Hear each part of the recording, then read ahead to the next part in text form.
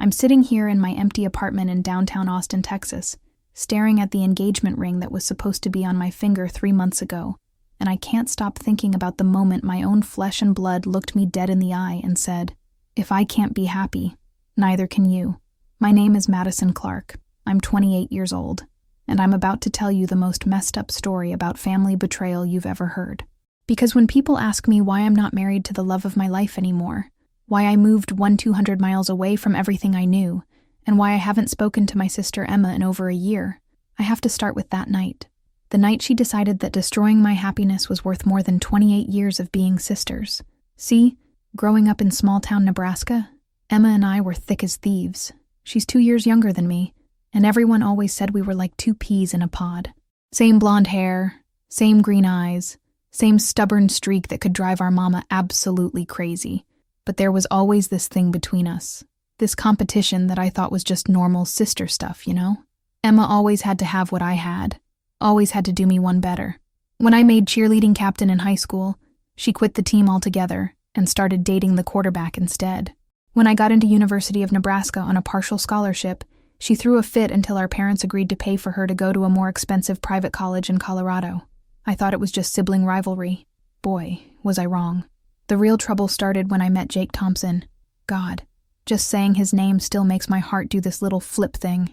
Jake was everything I'd ever dreamed of. 6'2", dark hair, these incredible brown eyes that looked like melted chocolate, and this laugh that could fill up a whole room. He was a software engineer who'd moved to our little town of Millfield to work remotely for some big tech company in California. I met him at Murphy's Diner, the only decent place to eat in a town of 3,000 people, on a rainy Tuesday in March. I was there grading papers. I taught 3rd grade at Millfield Elementary, and he was sitting alone with his laptop, looking completely lost, trying to figure out the Wi-Fi password. Being the helpful person I am, I walked over and told him it was Murphy 1952, the year old Mr. Murphy opened the place. That's when he looked up at me with those eyes and said, "Well, aren't you a lifesaver? I'm Jake, and I definitely owe you coffee for this." 3 hours later, we were still talking. 3 weeks later, we were officially dating. 3 months later, I was head over heels in love with a man who made me laugh until my sides hurt, and who looked at me like I hung the moon and stars. But Emma hated it from day one. At first, I thought she was just being protective. You know how it is in small towns. Everyone's suspicious of outsiders, especially good-looking ones who seem too perfect. But then I started noticing things. The way she'd accidentally show up wherever Jake and I were having dinner. How she'd always find excuses to drop by my apartment when she knew he was coming over. The comments she'd make about how men like that don't usually stick around in places like this. Or how city boys always end up going back where they came from. I should have seen the warning signs. I should have known that the sister who couldn't stand to see me succeed at anything wasn't going to just sit back and watch me get my fairy tale ending. But I was so damn happy, so completely blind to what was coming, that I missed every single red flag until it was way too late. The engagement happened on Christmas Eve, right there in my parents' living room with the whole family watching. Jake got down on one knee in front of our tree, the same tree Emma and I had put angels on top of every year since we were kids, and asked me to marry him with this gorgeous vintage ring that had belonged to his grandmother. I said yes, obviously. I was crying. My parents were crying. Hell, even my tough-as-nails dad got a little misty-eyed. Everyone was celebrating and congratulating us, taking pictures, talking about wedding plans. Everyone except Emma. She just stood there in the corner with this look on her face that I'd never seen before. This cold, calculating look that made my blood run cold even in the middle of the happiest moment of my life. That's when I should have known. That's when I should have realized that my little sister had already made up her mind about what she was going to do to me. Hey y'all, if this story is already hitting you in the feels, please smash that like button and let me know in the comments where you're watching from. I love connecting with viewers from all over, and don't forget to subscribe because this story is about to get wild, and you definitely don't want to miss what Emma does next. Trust me, you haven't seen anything yet. The weeks after our engagement should have been the happiest of my life. Jake and I spent every free moment planning our future together. We'd already decided on a summer wedding, picked out a little house on Elm Street that we wanted to buy, and even talked about names for the kids we wanted to have someday. Everything felt perfect, like all the pieces of my life were finally falling into place. But Emma Emma was like a storm cloud that just wouldn't pass. She started small at first. Little comments here and there that seemed innocent enough if you didn't know her like I did. She'd make jokes about how lucky I was that Jake had settled for small-town life. Or how she'd heard that tech guys were notorious for having wandering eyes. When I'd call her out on it, she'd just laugh and say she was looking out for me, that someone had to keep my feet on the ground. The real problem started in February, about 2 months after the engagement. Jake had been working on this huge project for his company, pulling crazy hours and stressed out of his mind. I was trying to be supportive, bringing him dinner at his apartment, making sure he was taking care of himself. You know, typical girlfriend stuff. That's when Emma started her concerned sister routine. She'd call me almost every day with these helpful observations. "Madison, honey, I drove past Jake's place last night around 11, and his lights were still on. You sure he's really working and not doing other things?"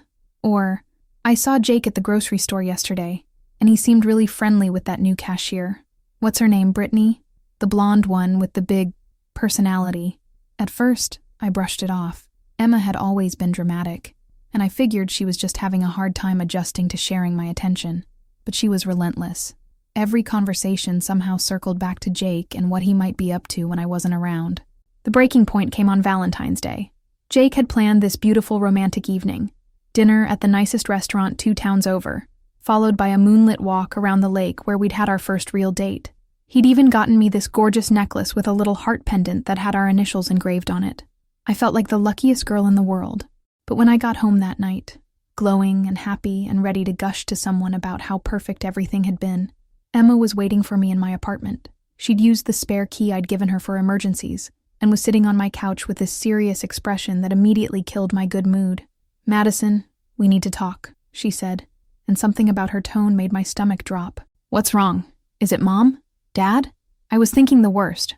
Car accident, heart attack, something terrible.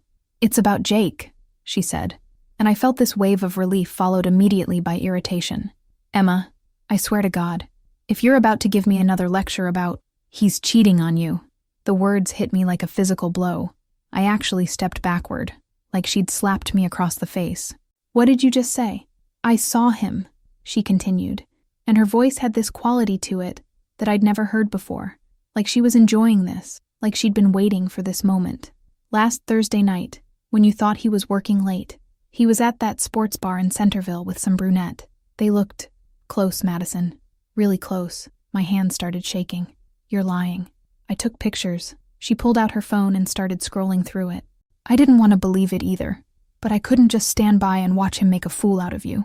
She showed me the screen, and there he was, Jake, sitting in a booth at O'Malley's bar, across from a woman I didn't recognize. In the photo, it looked like he was leaning in close to her, like they were having an intimate conversation. My world tilted sideways. The beautiful necklace around my neck suddenly felt like it was choking me. "Who is she?" I whispered. "I don't know." "But Madison..."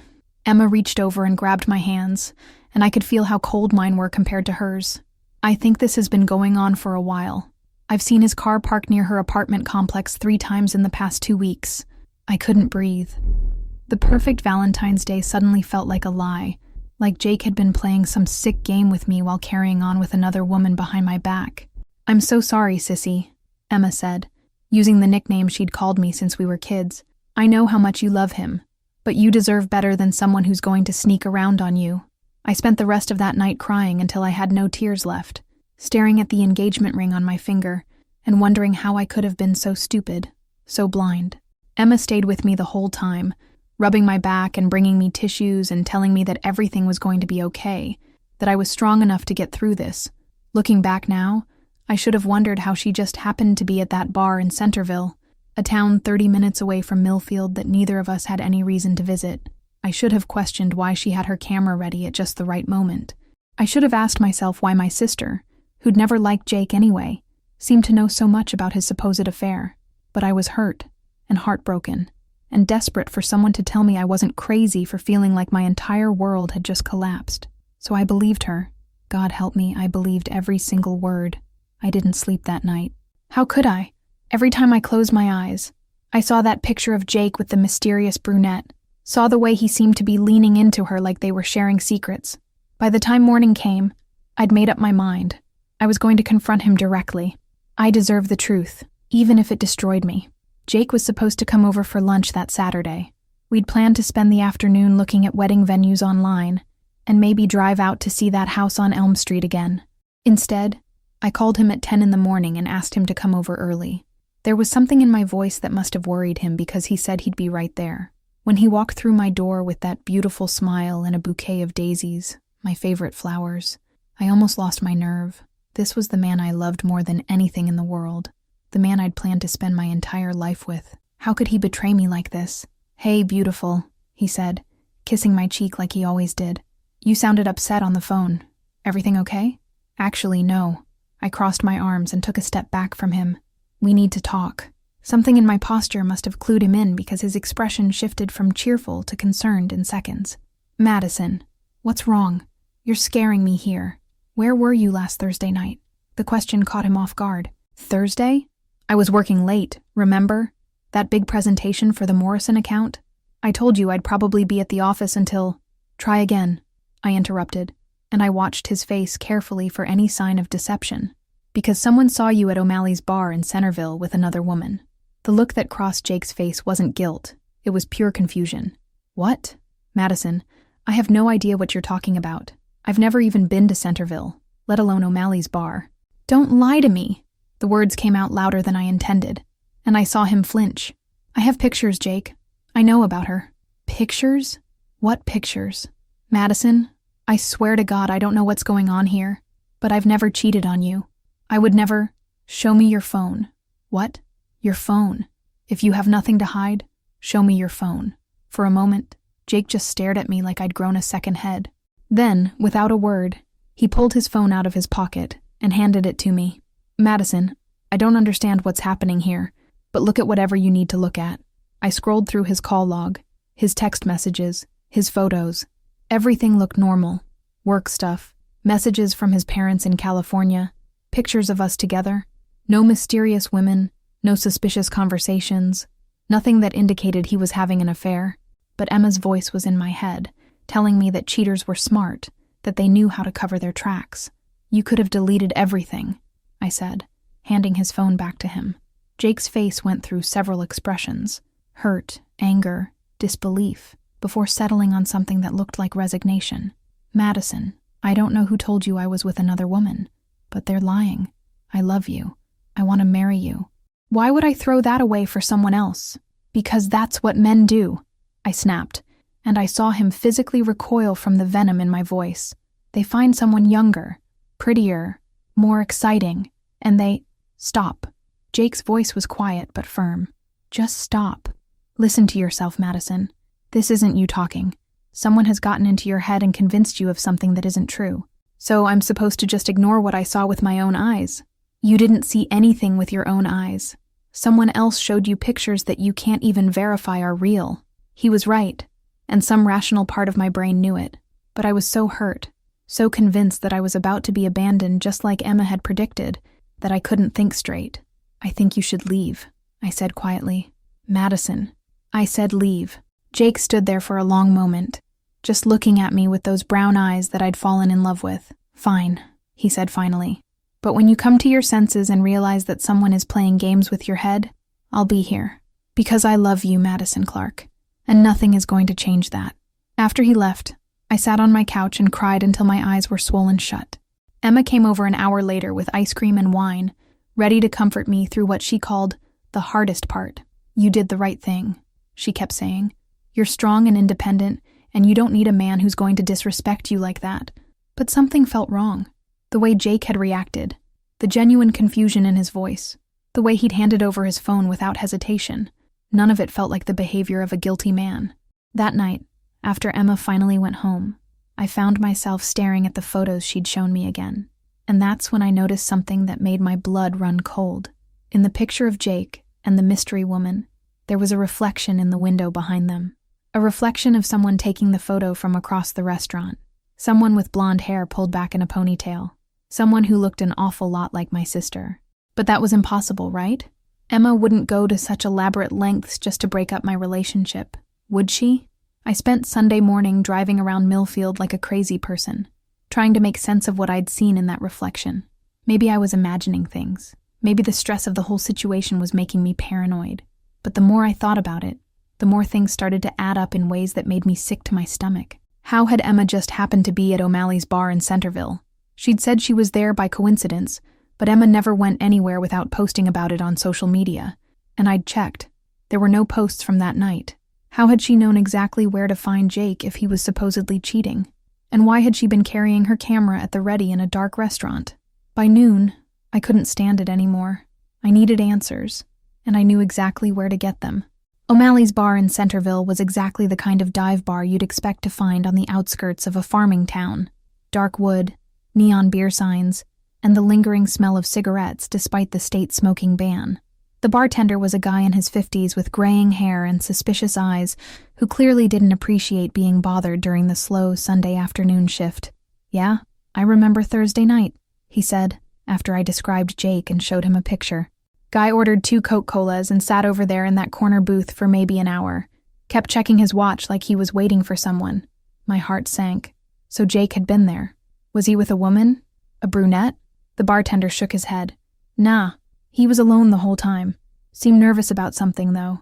Finally left around 9. Didn't even finish his second drink. Alone?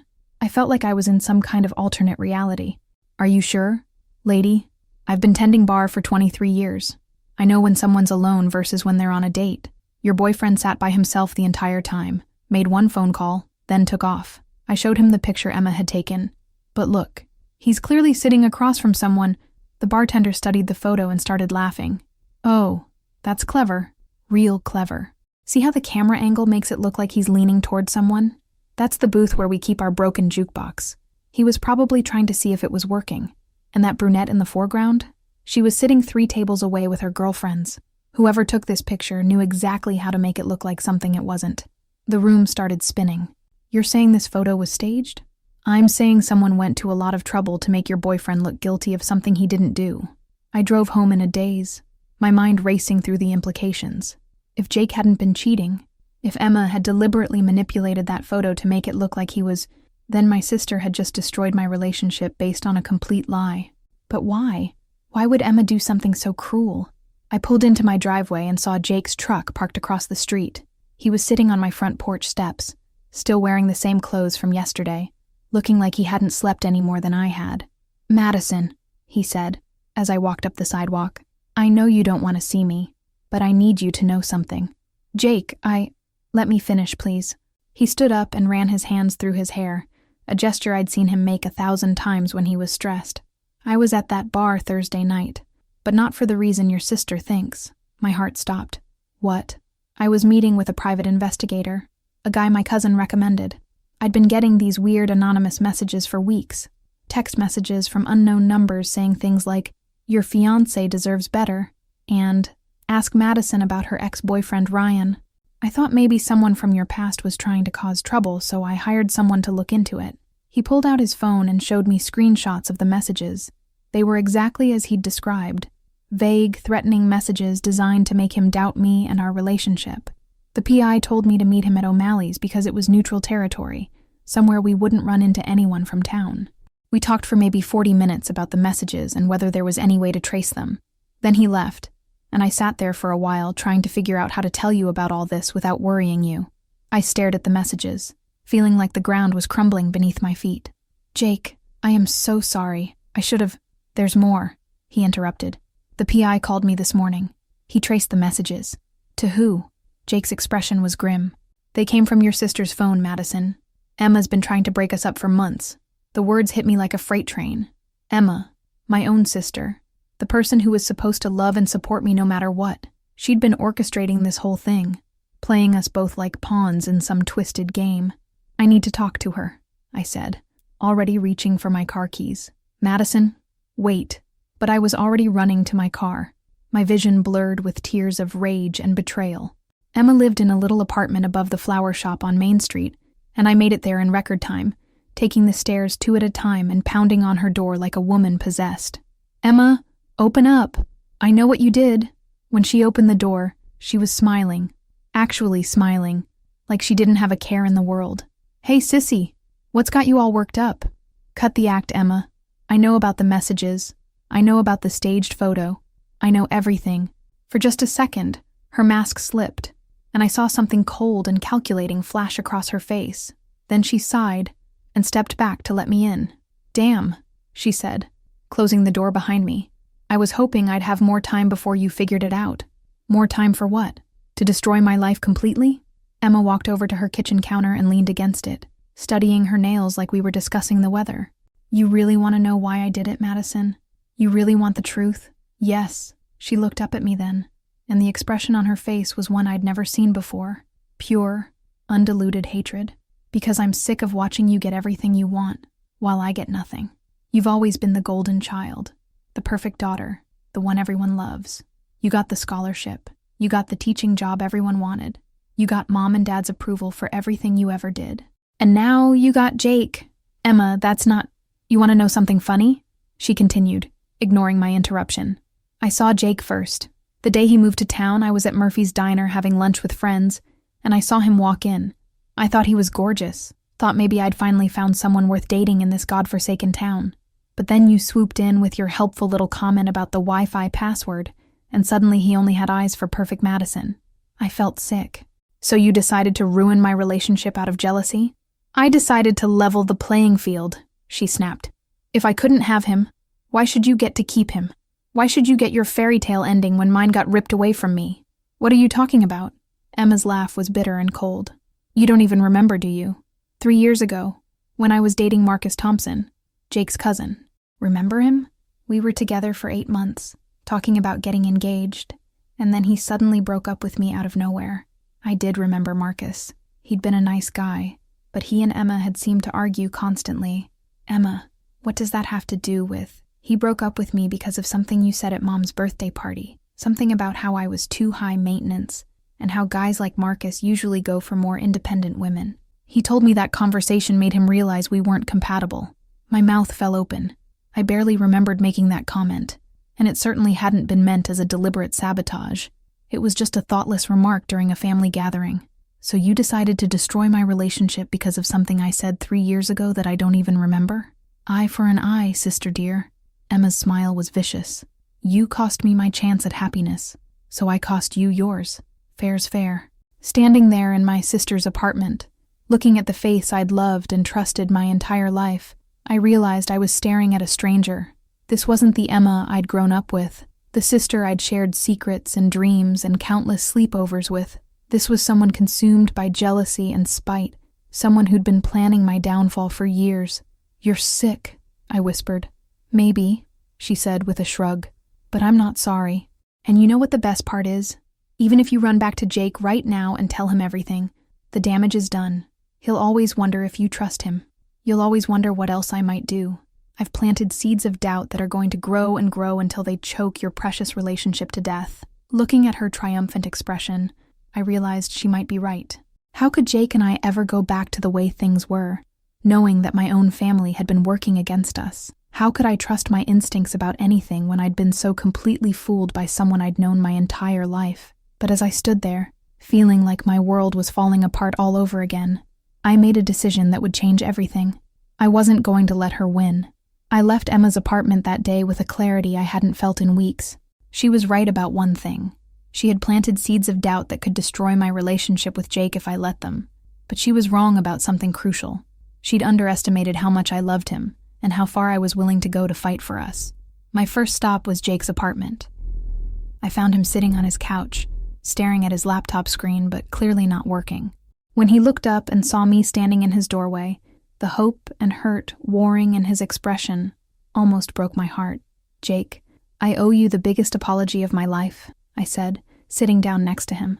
"And I owe you the whole truth." I told him everything. About Emma's confession, about her twisted revenge plot, about the years of competition and jealousy that I'd been too blind to see as dangerous. I told him about how she'd staged the photo, sent the anonymous messages, and manipulated both of us into doubting each other. When I finished, Jake was quiet for a long moment. Then he reached over and took my hands in his. "Madison, I need you to know something. What your sister did was horrible, but it doesn't change how I feel about you. The only thing that matters to me is whether you trust me now." "I do," I said without hesitation. "I should have trusted you from the beginning. I should have— Hey."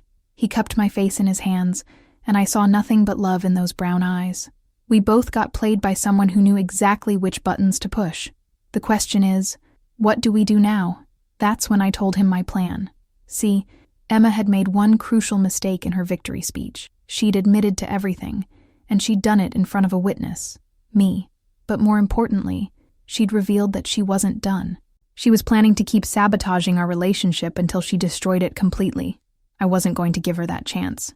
The next morning, I called in sick to work and drove to the county courthouse in the bigger town 30 minutes away.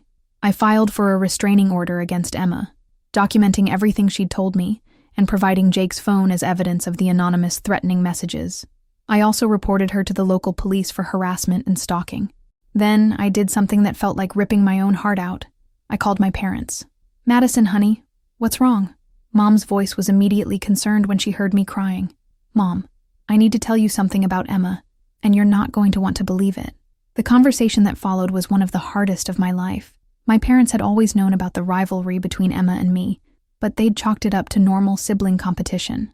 They'd never imagined it could escalate to deliberate sabotage and psychological manipulation. "Sweetie, are you sure you're not misunderstanding something?" Dad's voice was strained. "Emma loves you. She wouldn't..." "Dad, she confessed. She told me exactly what she did and why she did it. She destroyed my relationship with Jake because she was jealous, and she was planning to keep destroying any chance I had at happiness." The silence on the other end of the phone stretched on for what felt like forever. Finally, Mom spoke up. "What do you need from us, Madison? I need you to know the truth, and I need you to understand that I'm moving away from Millfield. After everything that's happened, I can't stay here anymore." That evening, Jake and I sat down and had the most important conversation of our relationship. We talked about trust, about family, about what it meant to build a life together when one of us came with this kind of toxic baggage. "I can't ask you to choose between me and your family," Jake said quietly. "You're not asking," I replied. "I'm choosing." Emma stopped being my family the moment she decided that hurting me was more important than loving me. We decided to leave Millfield together. Jake's job was fully remote anyway, and I could teach anywhere. We started looking at apartments in Austin, Texas, far enough away from Nebraska to feel like a fresh start, big enough for us to disappear into if we needed to. But before we left, I had one more thing to do. I went back to Emma's apartment, this time with Jake and a police officer, to deliver the restraining order. Emma answered the door in her pajamas, clearly expecting someone else. "Madison, what's..." Her eyes fell on the officer, and her face went pale. "Emma Clarke?" the officer asked. "Yes? You're being served with a restraining order. You are legally required to stay at least 500 feet away from Madison Clarke and Jake Thompson at all times. Any violation of this order will result in immediate arrest." Emma looked from the officer to me to Jake, and I watched her face cycle through confusion, anger, and finally, that cold calculation I'd seen before. "You actually called the cops on your own sister?" she said, her voice dripping with disbelief. "You're not my sister anymore," I replied calmly. "My sister would never have done what you did." "Madison, don't be ridiculous. This is just family drama. You can't seriously..." "The messages from your phone threatening Jake constitute criminal harassment," the officer interrupted. "The staged photographs and deliberate spread of false information about Mr. Thompson constitute defamation. Ms. Clarke, I strongly suggest you take this restraining order seriously and consider yourself lucky that the victims aren't pressing for criminal charges at this time." Emma's mask finally slipped completely. "You're making a huge mistake, Madison. You're going to regret this." "The only thing I regret," I said, "is not seeing who you really were sooner." As we walked back to Jake's truck, I felt lighter than I had in months. For the first time since this whole nightmare started, I felt like I was in control of my own life again. "How are you feeling?" Jake asked as we drove away. I thought about it for a moment. "Free," I said finally. "For the first time in my life, I feel free from Emma's drama and jealousy and toxic competition. It hurts like hell, but I also feel relieved." "No regrets?" I looked at the man I loved, the man I'd almost lost because I'd let my sister's poison into my head, and I knew my answer. "Only one," I said. "I regret not trusting you from the beginning. But Jake, I will never make that mistake again." He reached over and squeezed my hand. "We're going to be okay, Madison. Better than okay." Looking back, I think that's the moment our relationship truly began. Not the day we met at Murphy's Diner, not the night he proposed, but the day we chose to fight for each other instead of letting someone else's toxicity tear us apart. Moving to Austin was like stepping into a completely different world. After living in a town of 3,000 people where everyone knew everyone else's business, the anonymity of a big city felt like a gift. Jake and I found a cute little apartment in South Austin, just a few miles from downtown, with exposed brick walls and huge windows that let in more light than I'd ever had in my old place. For the first time in my adult life, I was completely free from Emma's influence. No more wondering if she was going to show up uninvited. No more analyzing every comment she made for hidden meanings. No more walking on eggshells to avoid triggering another bout of sibling rivalry. It was liberating in a way I hadn't expected. I got a job teaching 4th grade at a school in East Austin, working with kids from all kinds of backgrounds. Nothing like the homogeneous little farming community I'd grown up in. Jake threw himself into his work, and we spent our evenings exploring food trucks, checking out live music venues, and just enjoying being together without the constant stress of family drama. But healing from Emma's betrayal wasn't as simple as changing our zip code. The trust issues she'd planted ran deeper than I wanted to admit. For months after we moved, I found myself second-guessing everything. When Jake worked late, a little voice in my head would whisper, "What if he really is with someone else?"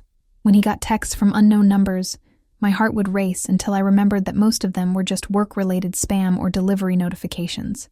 Jake was incredibly patient with me during those early months in Austin. He never made me feel bad for asking questions or wanting reassurance. He understood that Emma had done real psychological damage, and he was willing to do whatever it took to help me heal from it. "Madison," he said one night after I'd had a particularly bad day where every small thing had triggered my anxiety, "I need you to know that I'm not going anywhere. I don't care if it takes months or years for you to feel completely secure again. We're going to get through this together." That's when I knew I needed professional help. I found a therapist named Dr. Sarah Martinez, who specialized in family trauma and toxic relationships. At first, I was embarrassed to be there. I mean, who goes to therapy because their sister was mean to them? But Dr. Martinez helped me understand that what Emma had done wasn't just sibling rivalry. It was psychological abuse, pure and simple. "Madison," she said during one of our sessions, "you grew up with someone who systematically undermined your confidence and manipulated your relationships. That kind of sustained emotional abuse creates real trauma, and it's going to take time and work to overcome it." Through therapy, I started to see patterns I'd never noticed before. Emma had been sabotaging my relationships and achievements for years, but she'd been so subtle about it that I'd attributed her behavior to normal sister stuff. The boyfriend in high school who suddenly started acting distant after spending time with Emma. The job interview I'd bombed after Emma spent the morning helping me prepare by pointing out everything that could go wrong. The friends who'd gradually drifted away after Emma made comments about how needy I was. It was like someone had handed me a new lens to view my entire childhood and young adulthood. Suddenly, so many things made sense. The hardest part was dealing with my parents. They were devastated by what had happened between Emma and me, and they kept trying to play peacemaker, suggesting family therapy, or asking if I was sure I didn't want to work things out with my sister. "She's still your family, Madison," Mom would say during our weekly phone calls. "Whatever she did, she's still your sister." "No, Mom," I'd reply. "She stopped being my sister when she decided to destroy my life out of spite.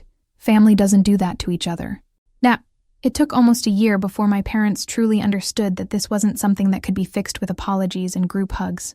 Emma had crossed a line that couldn't be uncrossed, and I was never going back to pretending that her behavior was acceptable.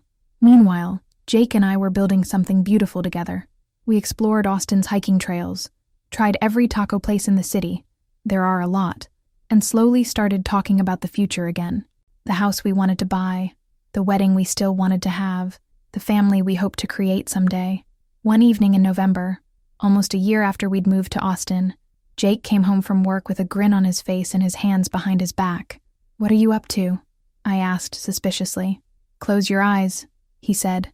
"Jake Thompson, if you're about to propose to me again, I swear, just close your eyes, Madison." When I opened them, he was holding a set of keys. "What are these for?"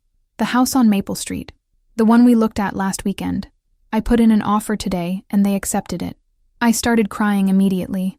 The house on Maple Street was perfect. A little 1920s bungalow with original hardwood floors, a huge front porch, and the most beautiful kitchen I'd ever seen. We'd fallen in love with it the moment we walked through the front door. "Jake, are you serious?" "Dead serious." I figured it was time to stop letting Emma's actions dictate our timeline. We love each other. We want to build a life together, and I'm tired of waiting for some arbitrary healing period to be over before we start living. That night, as we sat on our apartment balcony planning our move into our first house together, I realized something important. Emma hadn't won.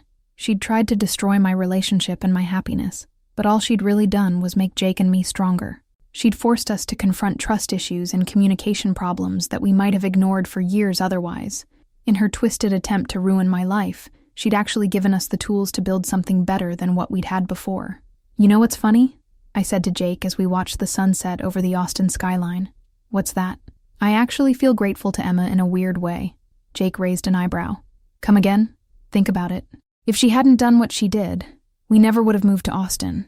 I never would have gotten help for the anxiety and trust issues I didn't even know I had.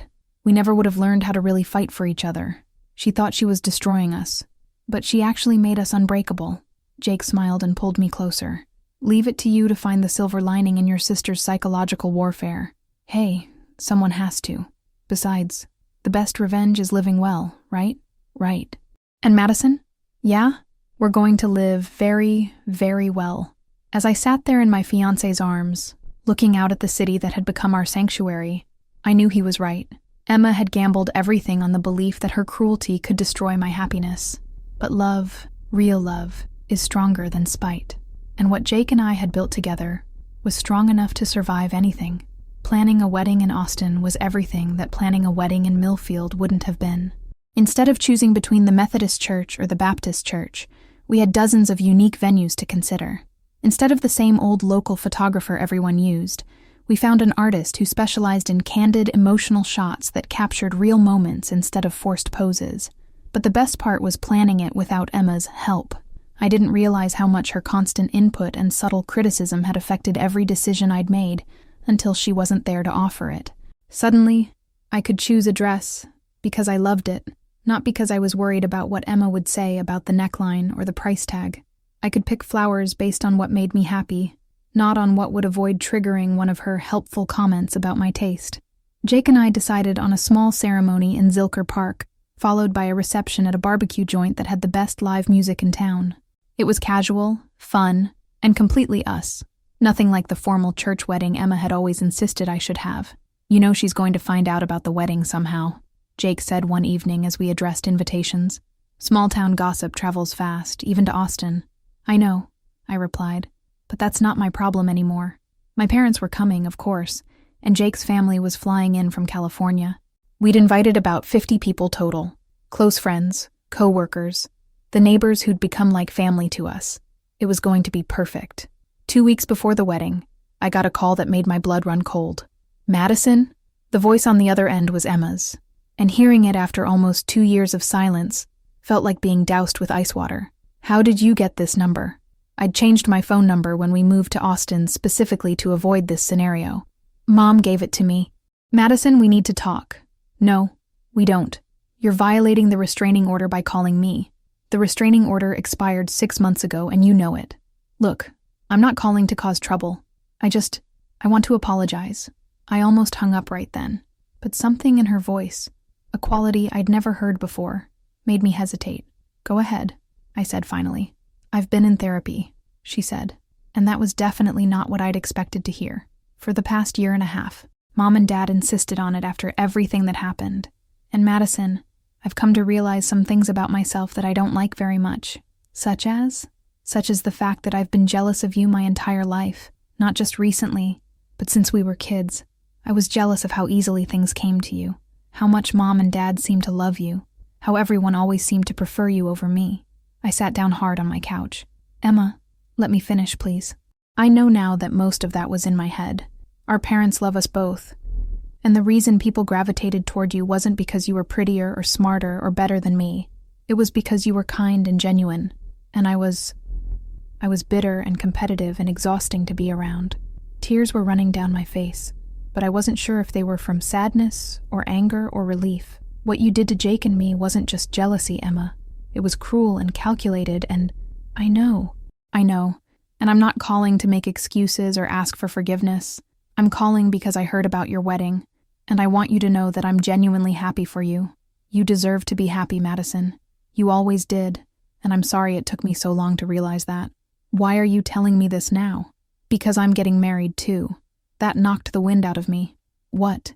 His name is David. I met him in group therapy. He was dealing with his own issues with jealousy and anger management. We've been together for 8 months, and he proposed last week. Emma, I struggled to find words. That's great. I'm happy for you. Are you? Really? I thought about it. Was I happy for Emma, the sister who'd tried to destroy my life, who'd manipulated and lied and caused so much pain? Yeah, I said, and I was surprised to realize I meant it. I am. I hope he makes you happy. He does. And Madison, he's nothing like Jake. I'm not trying to compete with you anymore. I finally found someone who's right for me, not someone I want because you have him. We talked for another 20 minutes. She told me about her therapy, about the medication she was taking for anxiety and depression, about how she was working to rebuild her relationship with our parents. I told her about our life in Austin, about my job, about how therapy had helped me too. When we finally hung up, I felt like I'd just run a marathon. How do you feel? Jake asked when I told him about the conversation. Confused, relieved, sad, happy, everything all at once. Do you believe she's really changed? I considered it. I think she's trying to change. But Jake, even if she has completely transformed into a different person, I can't go back to having her in my life. Too much has happened. Too much trust has been broken. I understand, he said, pulling me into his arms. And I support whatever decision you make. The wedding was perfect. Absolutely perfect. We said our vows under the same oak tree where we'd had our first real conversation about the future, surrounded by people who genuinely loved and supported us. My parents cried during the ceremony. Jake's little niece threw flower petals everywhere except where she was supposed to, and our friend Marcus, not Jake's cousin, different Marcus, played guitar during our first dance. There was a moment during the reception when I looked around at all the faces of the people who'd come to celebrate with us, and I realized something profound. I hadn't lost a sister when I cut Emma out of my life. I'd gained the freedom to build a chosen family of people who actually cared about my well-being. What are you thinking about? Jake asked, spinning me around on the dance floor. I'm thinking about how grateful I am, I said, for all of it, even the bad stuff because it led us here. Any regrets? I looked at my new husband, at our friends dancing and laughing around us, at the life we'd built together despite everything that had tried to tear us apart. Not a single one. Later that night, as we were cleaning up after the last guests had gone home, I found a card that had been left on the gift table. It was addressed to both of us in handwriting I recognized immediately. Inside, Emma had written, Jake and Madison, I hope you'll forgive me for not being there in person, but I wanted you to know that I'm thinking of you both today. Madison, you look beautiful in the photos Mom sent me. And Jake, thank you for loving my sister the way she deserves to be loved. I know I have no right to ask for anything from either of you, but I hope someday we can all find peace with what happened. You two deserve all the happiness in the world. Love, Emma P.S. I'm sorry I never said this before, but you two are perfect for each other. I'm glad you found your way back to each other despite my best efforts to prevent it. I showed the card to Jake, and we both read it in silence. How does that make you feel? He asked. Like maybe she really is trying to change, I said, but also like that's not my responsibility anymore. What do you want to do with it? I thought about it for a moment, then walked over to the fireplace and tossed the card into the flames.